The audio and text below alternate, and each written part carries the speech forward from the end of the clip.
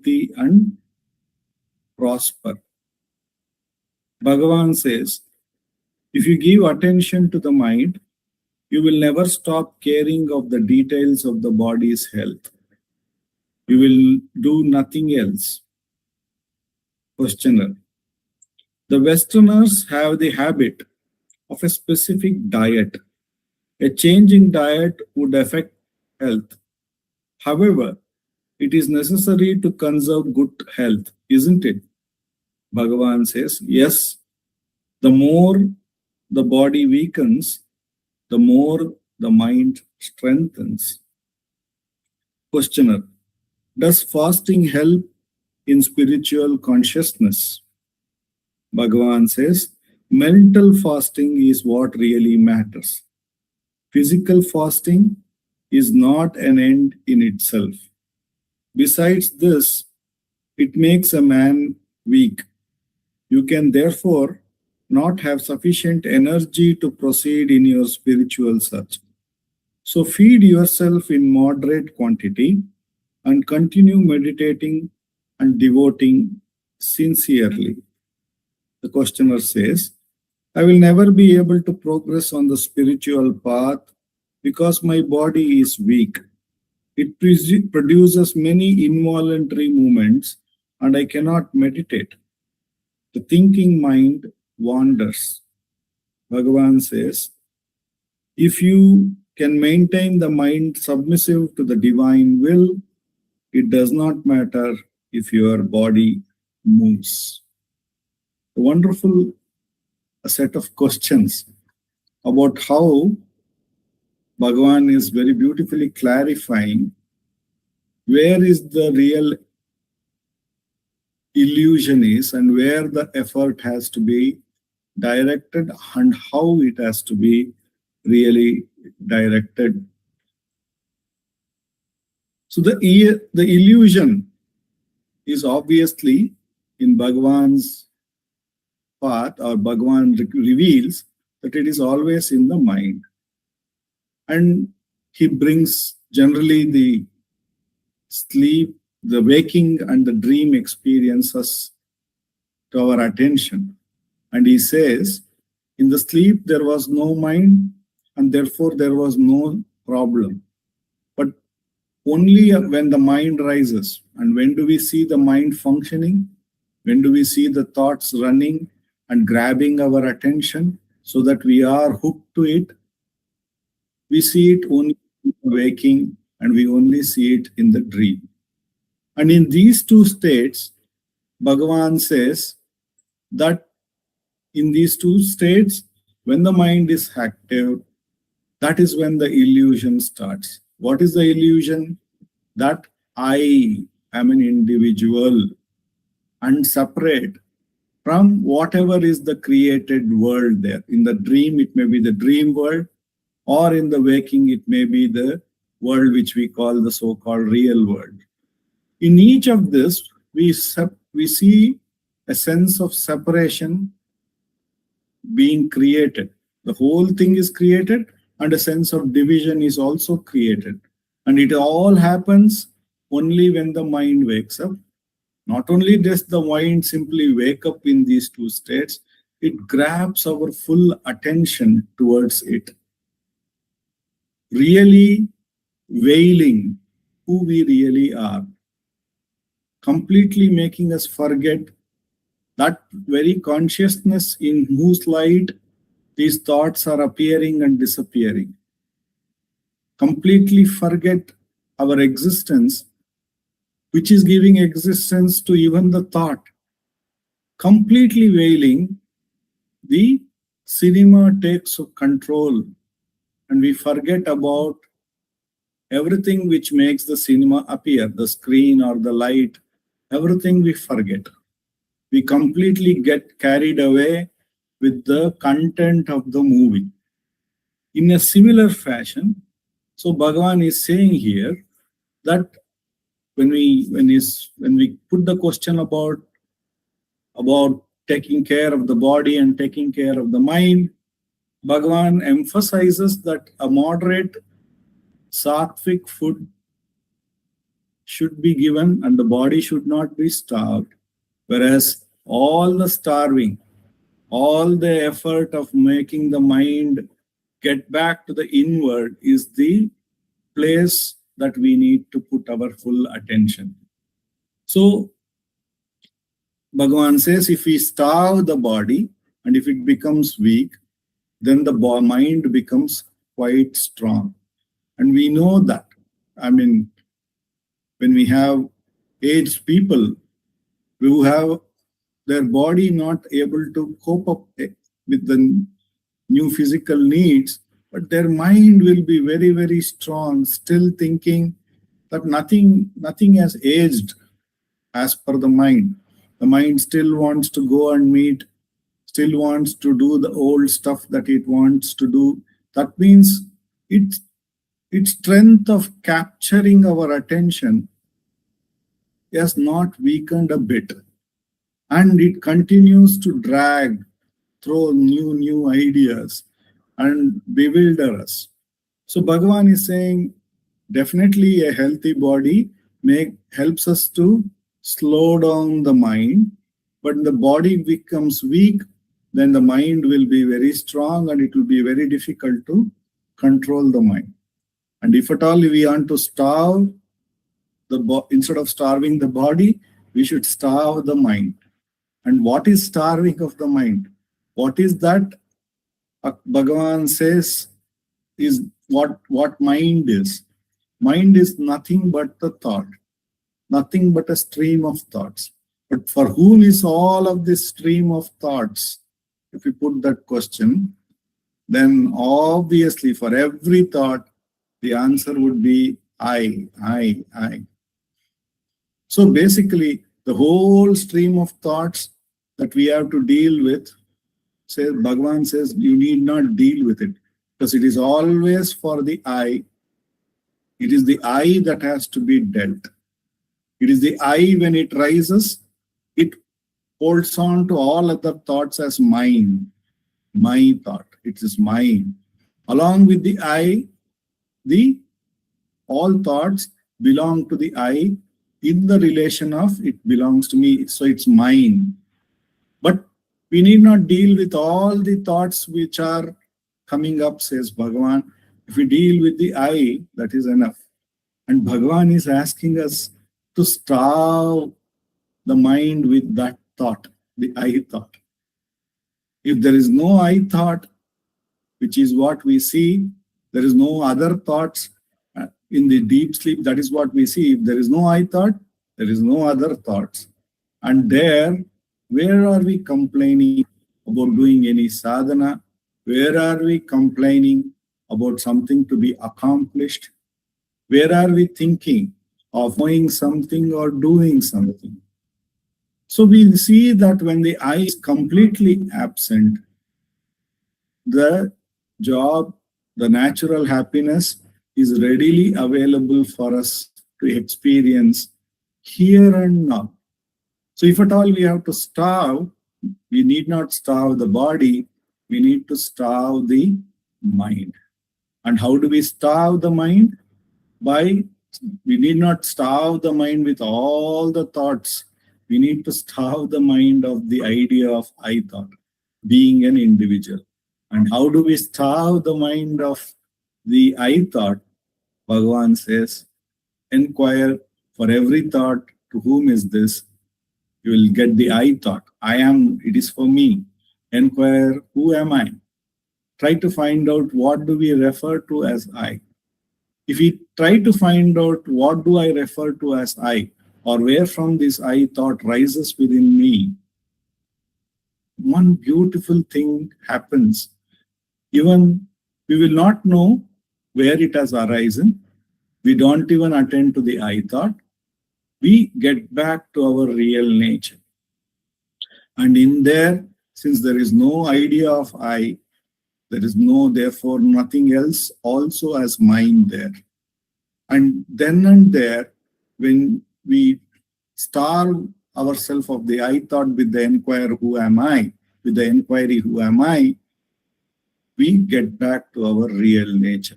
So the way to starve the mind is through the enquiry of to whom is this, who am I? And if you keep starving the mind that way, Bhagavan says everything else need not be worried. We need not worry whether the body cooperates when we sit for meditation. We need not worry about anything else, says Bhagavan. If the mind is taken back to its source, or if the mind is starved of everything, then the truth alone shines naturally. And that Bhagavan calls it as the waking sleep, or that is when the self is shining automatically. And that is the reality shining, which was there in the substratum, which was getting veiled by the wrong idea of I and mine.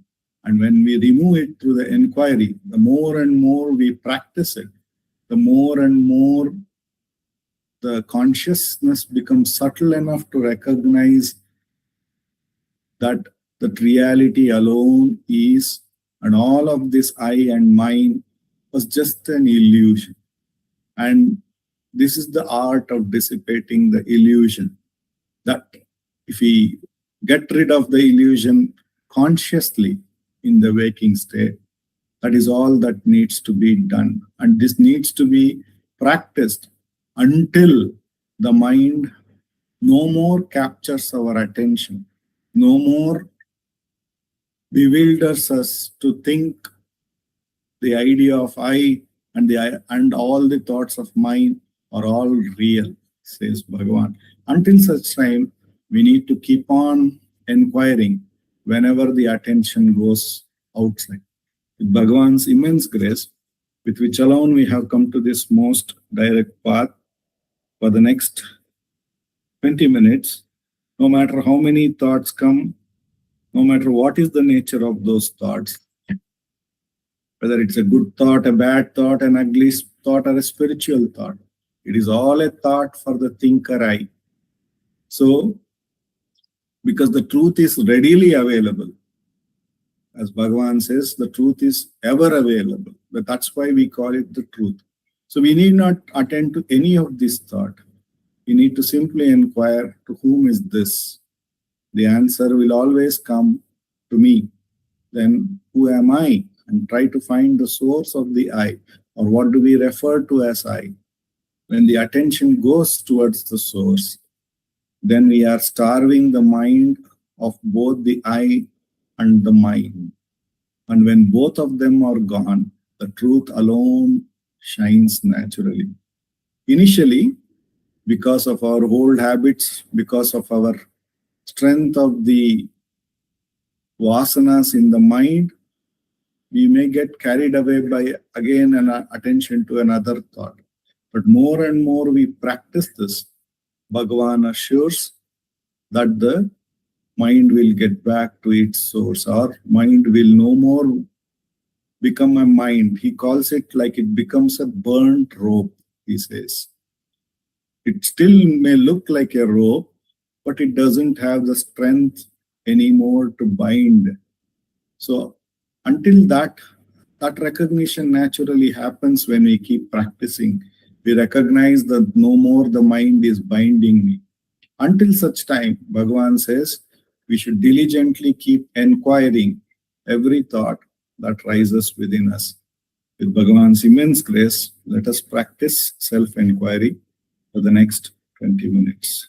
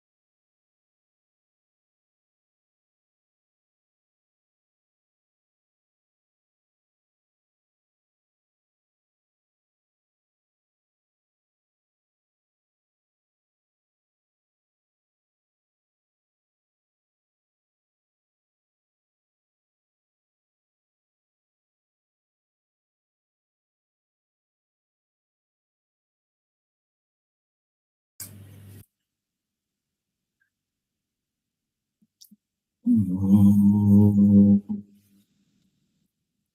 Namo Bhagavate Shri Ramana Namo Ramana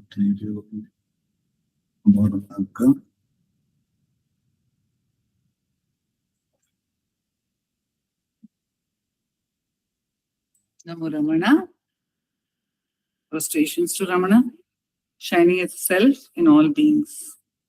With the immense grace of the self, manifest as Ramana, we, in this part of the satsang, are meditating on the verses of Ramana Gita, which is a composition of Ganapati Muni. In 18 chapters, he has composed the teachings of Bhagavan Ramana. And he has given it to us with the classifications in 18 chapters, just like the Bhagavad Gita. We are now meditating on the final chapter, the chapter which is called the Siddha Mahimanu Kirtanam, the 18th chapter, and it is meditation on the glory of the Jivan Mukta. In this chapter, we are now on we are meditating on verse 21. Kumbhayoni mukhamau pujite dravide vachasi vishrutam kavim drishtavantam ajaram param mahaha kevalam dhishanaya gurum vina. In that verse, the Muni says that Bhagavan has written beautiful poetry in the language of Agastya Kumbhayoni Mukha. And he is a great poet in Tamil. Because in the earlier verses, he was saying that though he does not know Sanskrit, still he has written great poetry in Sanskrit. But naturally, Bhagavan was a scholar, a great poet. How can we say he's a scholar? But he had a natural expression, natural affinity with the Tamil language, because there is a joke also about him that he was extraordinarily competent, extraordinarily aware of the nuances of Tamil grammar, even as a schoolboy. And his Tamil teacher would be very fond of him for that. Later, at Arunachala, it is said that his Tamil teacher visited him. And Bhagavan joked, "You used to ask me questions, so I ran away from home. Questions about Tamil, Nannul, the grammar. But now you have come back, and again you are asking me questions." The spiritual doubts. So Bhagavan's Tamil was exquisite, so to say, and that is why Muruganar Swami got attracted to Bhagavan. He was given 2 books by his father-in-law, Dandapani Swami. One was the Nanyar, Who Am I? The other was the Arunachala Akshara Manamale. When Muruganar Swami read the Akshara Manamale, Muruganar Swami was then already a poet in Tamil. He was writing poems on Indian independence, and he was working with great Tamil, very eminent Tamil scholars on the Tamil, huge Tamil lexicon. But he read this Akshara Manamalai and he said, "This has not been written by any ordinary human being, not even by an extraordinary human being. This could not have been composed by any human being at all. This is the poetry of Shiva himself."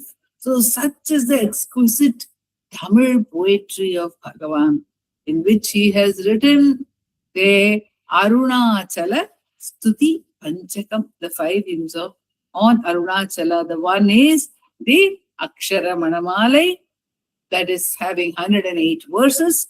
And then we have Bhagavan's Arunachala Padigam.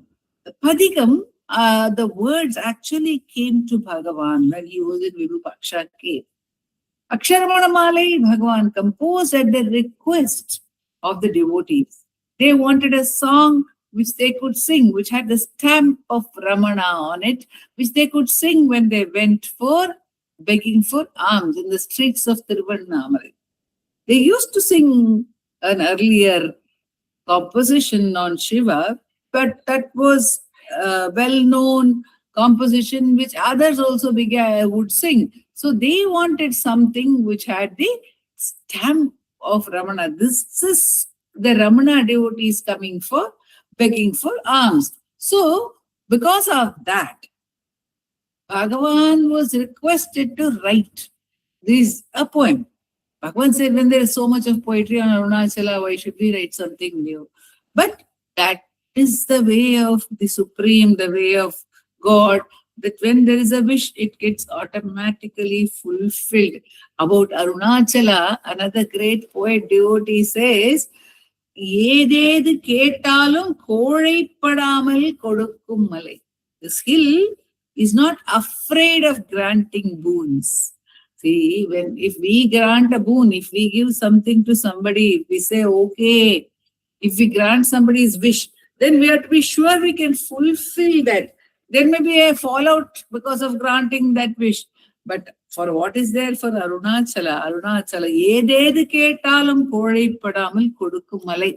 So this Aruna hill, in the walking embodiment of Ramana, when he was requested to compose a poem on Arunachala, actually composed practically in one Girivalam, one circumambulation of Arunachala, the Aksharamanamale verses came.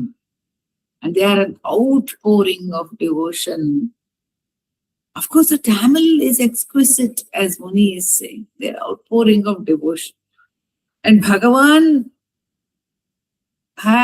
he was writing it because prior to writing Arunachala Aksharamanamale, these verses were coming to Bhagavan. Which are the verses? The verses of the Padigam and the Ashtakam came to him. When he was in Virupaksha cave, the words of the Padigam, the first verse of the Padigam, Karunayal Yennai Anda. Now Bhagavan, it seems, then thought, what do I have to do with all these words? What should I do? Some words are coming to me, but what should I do with words? There's nothing I have to do with words. Karunayal Yennai Anda, Karunayal Yennai Anda. What am I supposed to do with these words? Nothing particularly.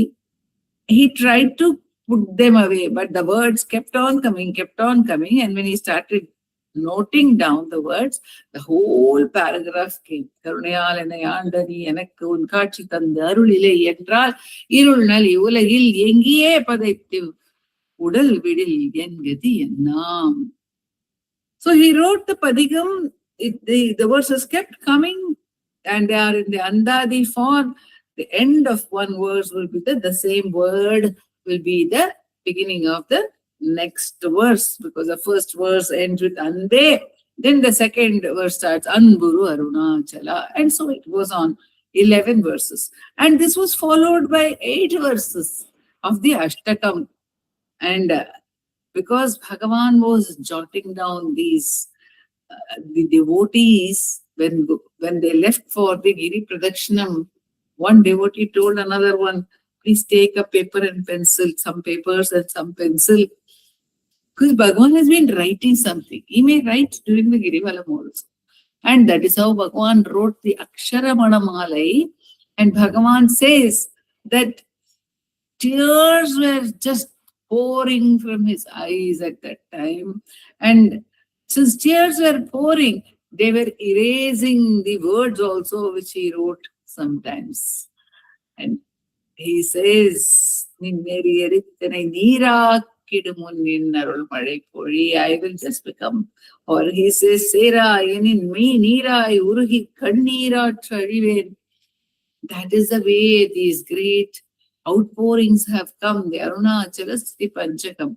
The Arunachala Pancharatnam, which is the third poem, or perhaps one may say the last poem in the Suti Panchakam, was written first in Sanskrit at the behest of Ganapati Muni, as we saw in the earlier verses of this 18th chapter. And later, Bhagavan translated it himself into Tamil. Arul Nirevana Amudakkadale. And those are the 5 verses, the Pancharatnam. And then we have the Arunachala Navamani Mala, the 9 gems. Those are a string of gems which were composed by Bhagavan at different times in different contexts. Like for instance, there is the verse where the first Achalane Ayinum, the Navamani Mala, each has a beautiful story behind it. Achalane Ayinum was written because one devotee was insisting that Bhagavan should go to Chidambaram, have darshanam of Chidambaram. Then Bhagavan wrote this beautiful verse where he says that, yes, there the Shakti, before Shakti, Shiva is dancing, and here Shakti has just been absorbed in this Achala. So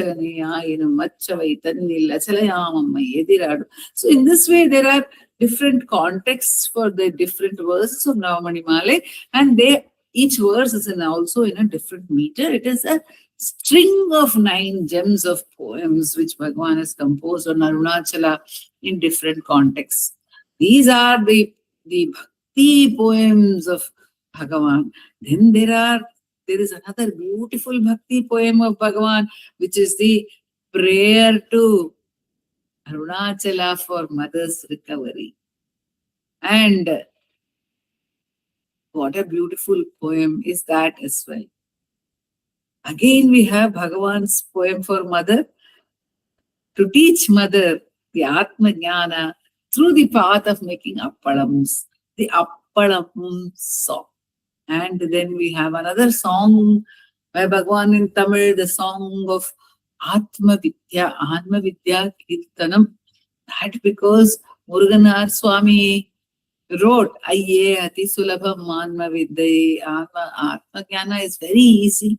He wrote that line, but then other lines didn't come after that, and he took it and gave it to Bhagavan, and Bhagavan completed that as the Atma Vidya Kirtan. Again, an amazing poem. And then we have the last Tamil composition of Bhagavan, which is the Ekanma Panchakam, which is 5 verses on the self. We also have the Upadesha Undiyar. In the Jnana songs, we have the Upadesha Undiyar, and we have the Ulladu Narpadu and the Ulladu Narpadu Kali Vehenpa. It's all Bhagavan's Tamil poetry, what to say. But the total is, the numbers of poems are not large. If we have contrast with Muruganar, we find Muruganar's tens of thousands of poems. Bhagavan, not even, we can say 100 verses. We can put them together as 100 or 150 verses. But that is the depth of the poetry. Why Muni is saying this is that this is the glory of the Siddhas. This is the glory of the self, which is expressing itself. It is bound to be magnificent. The best, it is the best, it is the acme. We don't have to strive to know anything else if we know the self. Because in the latter part of this verse itself, he says, Drishtavantam ajaram param mahaha. This Ramana, he saw the greatest param mahaha, ajaram param mahaha, that which is deathless, that which does not decay. Drishtavantam, he is one who has seen this. He has intuited it. He has known this. How? Kevalam dhishanaya, by his sharp intellect. Kevalam dhi shanaya. By the sharp intellect. Gurumbina. Apparently, without any guru also, he could intuit that self. That knowledge came to him by his strength of inquiry, and thereafter everything else was added on.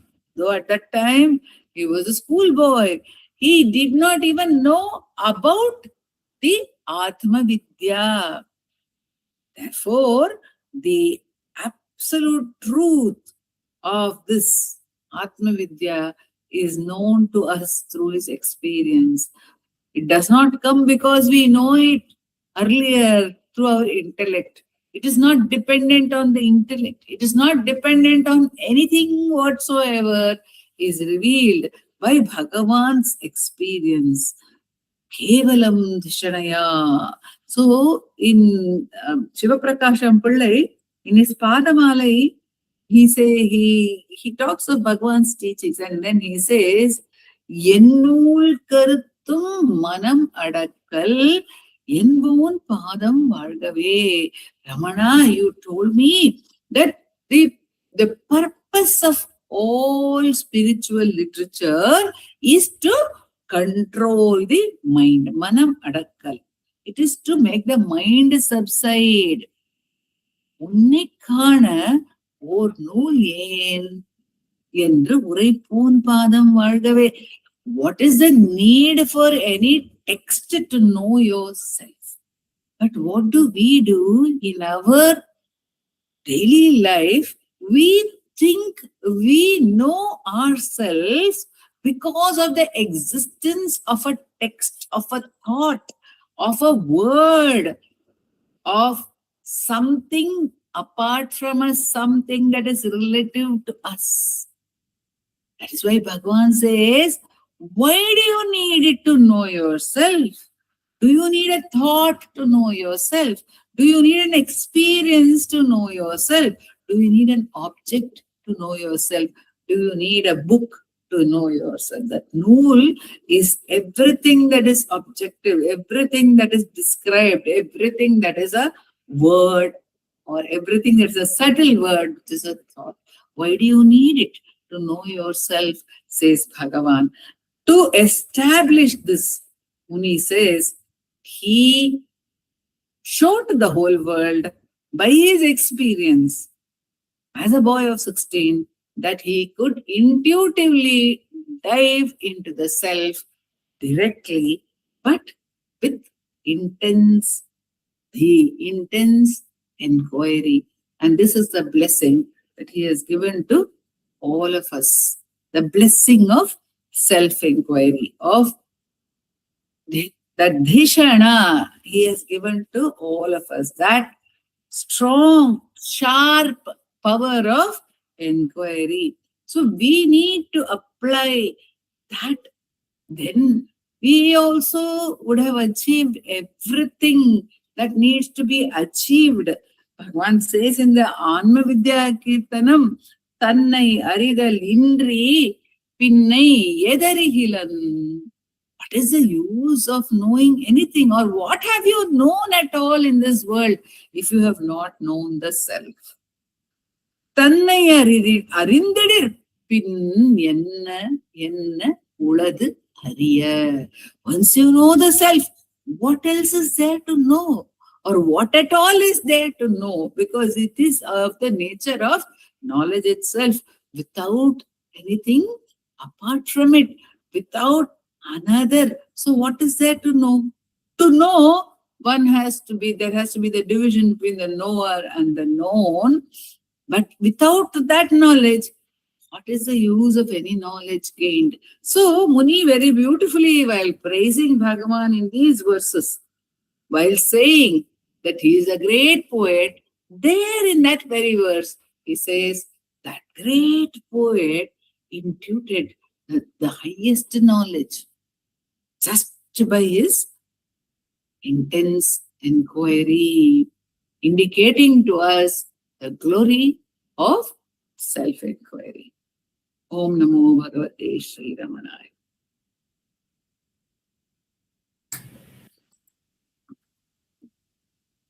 Thank you, Akka. Om Ramana. Apara Satchit Sukhavarirashi Yasyormimatram Bhuvanam Samastam Guhahitam Tam रमणं गभीरं चिन्ताविहीनं हृदि चिन्तयामि चिन्ताविहीनं हृदि चिन्तयामि